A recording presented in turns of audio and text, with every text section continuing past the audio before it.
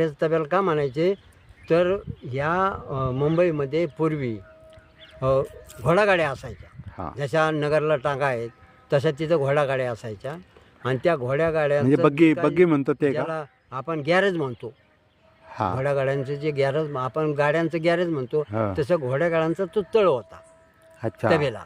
हां, आणि म्हणून त्याला तबेला नाव पडलं. पण अच्छा. त्याचं खरं नाव काय आहे, तो नंतर नाव त्याचं पाचारण झालं हां. कोपरगाव इस्टेट. कोपरगाव इस्टेट अच्छा. हे त्याचं खरं नाव आहे. परंतु ते घोडेगाड्या तिथे राहायच्या.